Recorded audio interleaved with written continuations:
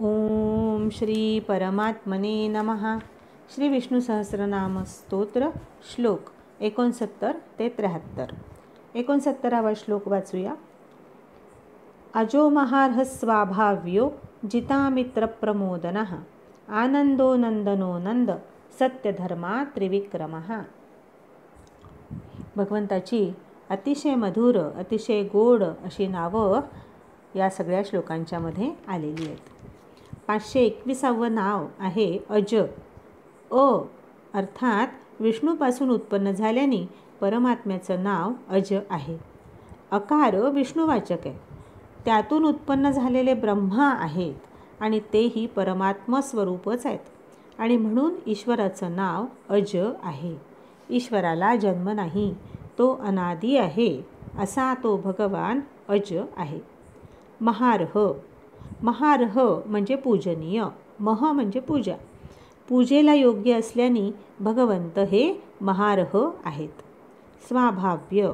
भगवान नित्यसिद्ध आहेत आणि त्यामुळे ते स्वभावतःच उत्पन्न न होणारे आहेत आणि म्हणून त्यांचं नाव स्वाभाव्य आहे.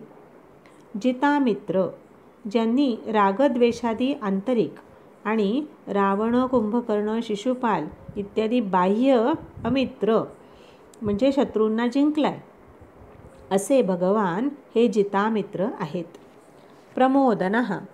आपल्या आत्मारूप अमृतरसाचं आस्वादन करण्यामुळे भगवंत नित्य प्रमोदित होतात किंवा त्यांचं ध्यान त्यांचं स्मरण केल्याने ते भक्तांना प्रमोदित करतात असे भगवंत हे प्रमोदन आहेत. आनंद. भगवंत आनंदस्वरूप आहेत म्हणून ते आनंद आहे. या आनंदाच्या मात्रेचा आश्रय घेऊन अन्य प्राणी जिवंत राहतात असं वेद सांगतो. नंदन. भगवान सर्वांना आनंदित करणारे आहेत आणि म्हणून ते नंदन आहेत. नंद.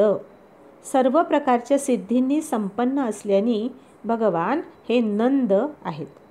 कोणत्याही प्रकारच्या विषयजन्य सुखाचा त्यांच्यामध्ये अभाव आहे आणि म्हणून ते आनंद आहेत असाही अर्थ या ठिकाणी केला जातो. सत्यधर्मा. भगवंत सत्य धर्म इत्यादी गुणांनी युक्त आहेत. त्यांचं ज्ञान इत्यादी जे धर्म आहेत ते सत्य आहेत आणि म्हणून ते सत्यधर्मा आहेत.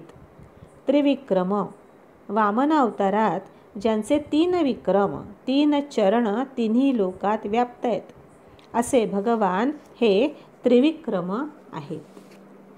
वेदात वर्णन आलंय की अतो धर्माणी धारयन. विष्णू भगवंतांनी 1 पाऊल स्वर्गात धर्माची धारणा करण्यासाठी, अंतरिक्षात 2रं पाऊल आणि 3रं पृथ्वीवर ठेवलं आणि म्हणून भगवंतांना त्रिविक्रम असं म्हटलंय. 70वा श्लोक असा आहे. महर्षी कपिलाचार्य कृतज्ञो मेदिनीपतिः त्रिपदस्त्रिदशाध्यक्षो महाशृंग कृतांतकृत. महर्षी कपिलाचार्य विशेषणासह असणारं हे नाव आहे. जो महान ऋषी त्याला महर्षी म्हणतात. संपूर्ण वेदांना जाणत असल्याने भगवान हे कपिल आहेत. ते कपिल आहेत आणि सांख्यरूप शुद्ध तत्वविज्ञानाचे ते आचार्य आहेत असे भगवान हे महर्षी कपिलाचार्य आहेत. सिद्धानाम कपिलो मुनी असं भगवंत गीतेमध्ये म्हणतात. कृतज्ञ. कार्यरूप जगताला कृत आणि आत्म्याला ज्ञ असं म्हणतात. भगवंत कृतही आहेत आणि ज्ञही आहेत म्हणून त्यांचं नाव कृतज्ञ असं आहे. मेदिनीपती. मेदिनी म्हणजे पृथ्वी, पृथ्वीचे पती असल्याने भगवान हे मेदिनीपती आहेत. त्रिपदः. विश्वगुप्ता परमेश्वर 3 पद ठेवून म्हणजे ओंकाराच्या 3 मात्रांनी धर्मधारणेचं काम करत असतात. तसंच त्रिलोकी स्वर्ग पृथ्वी आणि पाताळरूपी 3 पद असणारे भगवान हे त्रिलोकी आहेत. त्रिदशाध्यक्ष. गुणांच्या आवेशाने जागृती, स्वप्न आणि सुषुप्ती या 3 दशा, या 3 अवस्था उत्पन्न झाल्या. भगवंत त्यांचे अध्यक्ष आहेत आणि म्हणून ते त्रिदशाध्यक्ष आहेत. महाशृंग, भगवंतांनी मत्स्यरूप होऊन आपल्या महाशृंगाला नाव बांधून प्रलय समुद्रात क्रीडा केली होती आणि म्हणून ते महाशृंग आहेत. कृतांतकृत, कृत म्हणजे कार्यरूप जगताचा भगवान अंत करतात, प्रलयकाळी संहार करतात, म्हणून ते कृत अंतकृत आहेत. भगवान मृत्यूला रचणारे आहेत, तसंच ते कृतांत मृत्यूला काटणारे सुद्धा आहेत, म्हणून ते कृतांतकृत आहेत. 71वा श्लोक असा आहे. महावराहो गोविंद सुषेण कनकांगदी गुह्यो गभीरो गहनो गुप्तश्चक्रगदाधरः. महावराहो, भगवंत हे महान आहेत. वराह अवतारधारी आहेत आणि म्हणून ते महावराह आहेत. गोविंद, भगवंताला गो म्हणजे वाणींनी प्राप्त केलं जातं किंवा वेदवाक्यांनी त्यांना जाणलं जातं, म्हणून ते गोविंद आहेत. नष्ट झालेल्या पृथ्वीला पुन्हा प्राप्त करणारे, म्हणूनही त्यांचं नाव गोविंद असं आहे. गायींच्या मागे फिरणारे, गोपालन करणारे श्रीकृष्ण भगवान हे गोविंद आहेत.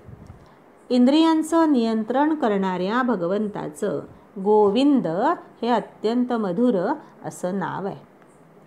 सुषेण, ज्यांची पार्षदरूपी सुंदर अशी सेना आहे, ते भगवान सुषेण या नावाने विख्यात आहेत. कनकांगदी, ज्यांचे बाजूबंद, अंगभूषण, बाहुभूषण ही कनकमय, सुवर्णमय आहेत, ते भगवान कनकांगदी आहेत. गुह्य, गोपनीय अशा उपनिषद विद्येनी त्यांचा बोध होतो आणि म्हणून त्यांना गुह्य असं नाव आहे. तसंच हृदयाकाशात लपलेले असल्याने, अप्रगट असल्याने भगवान हे गुह्य आहेत. गभीर, ज्ञान, ऐश्वर्य, बल आणि पराक्रम इत्यादींनी भगवान गंभीर असल्याने त्यांचं नाव गभीर असं आहे. गहन, ज्यांच्यामध्ये प्रवेश करणं अत्यंत कठीण आहे, असे भगवान हे गहन आहेत किंवा तिन्ही अवस्थांचे आणि अभावांचे साक्षी असल्याने भगवंत हे गहन आहेत. गुप्त, वाणी आणि मनाचा विषय भगवंत नाहीत. यतो वाचो निवर्तन्ते अप्राप्य मनसासह, असे हे परमात्मा आहेत, म्हणून भगवंत हे गुप्त आहेत. चक्रगदाधरः, मनस्तत्वरूप चक्र आणि बुद्धितत्वरूप गदा धारण करत असल्याने भगवान हे चक्रगदाधर आहेत. भक्तांच्या रक्षणासाठी चक्र, गदा इत्यादी दिव्य अशी आयुध धारण करणारे भगवान हे चक्रगदाधर आहेत. 72वा श्लोक असा आहे. वेधास्वांगो जितकृष्णो दृढसंकर्षणोच्युतः वरुणो वारुणो वृक्ष पुष्कराक्षो महामनाः. वेधा भगवंताचं नाव आहे. भगवंत हे विधान करणारे आहेत, म्हणून ते वेधा आहेत. स्वांग, कार्य करण्यामध्ये भगवंत हे स्वयं अंग अर्थात सहकारी आहेत, म्हणून ते स्वांग आहेत. अजित, भगवान कोणाकडूनही जिंकले जात नाहीत आणि म्हणून ते अजित आहेत. ते अपराजित आहेत, अजिंक्य आहेत, म्हणून त्यांचं नाव अजित असं आहे. कृष्ण, कृष्णद्वैपायन व्यास हे कृष्ण आहेत. श्यामसुंदर कृष्ण हेच परमतत्व आहे. सर्वांना आकर्षित करणारे श्यामवर्ण असणारे कृष्ण भगवान आहेत. कृष्ण हे त्यांचं नाव आहे. दृढ, भगवंताच्या स्वरूपाचा सामर्थ्याचा कधी ऱ्हास होत नाही, म्हणून ते दृढ आहेत. संकर्षणोच्युतः, संहाराच्या वेळी भगवान एक साथ प्रजेला आकर्षून घेतात, म्हणून ते संकर्षण आहेत. तसंच भगवान आपल्या पदापासून कधीही च्युत होत नाहीत आणि म्हणून ते अच्युत आहेत. संकर्षणोच्युत हे असं विशेषणासह भगवंताचं नाव आहे. वरुण, आपल्या किरणांचं संवरण म्हणजे संकोच करीत असल्याने सायंकालीन सूर्याला वरुण म्हणतात. वरुण म्हणजे वृष्टी करणारा, वरुण म्हणजे पर्जन्याची देवता असाही अर्थ आहे. असं व्यापक आणि सर्वांवर कृपा करणारे भगवान हे वरुण या नावाने ओळखले जातात. वारुण, वरुणाचे पुत्र वसिष्ठ किंवा अगस्ती यांना वारुण म्हणतात. असे ऋषी स्वरूप भगवंत हे वारुण आहेत. वृक्ष, वृक्षाप्रमाणे अचल भावानी स्थित असल्याने भगवान हे वृक्ष आहेत.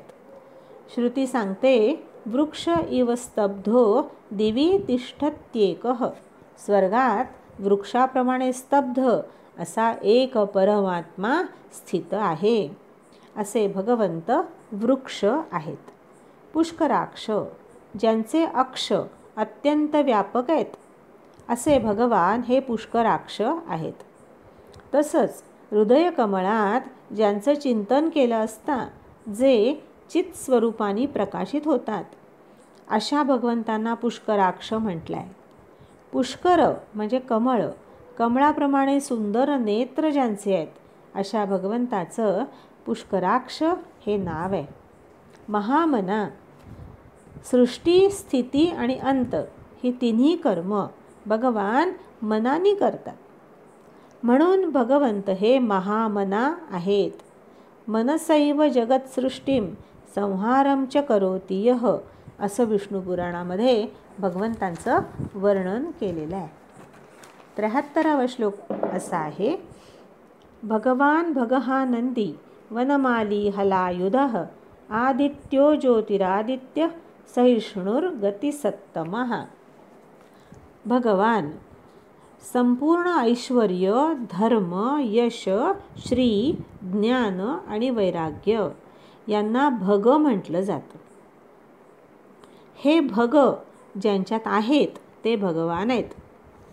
किंवा विष्णू पुराणात असं म्हटलं आहे की उत्पत्ती, प्रलय, प्राण्यांचं येणं आणि जाणं, तसंच विद्या आणि अविद्या यांना जो जाणतो त्याला भगवान म्हटलं जातं. असे परमात्मा हे भगवान आहेत.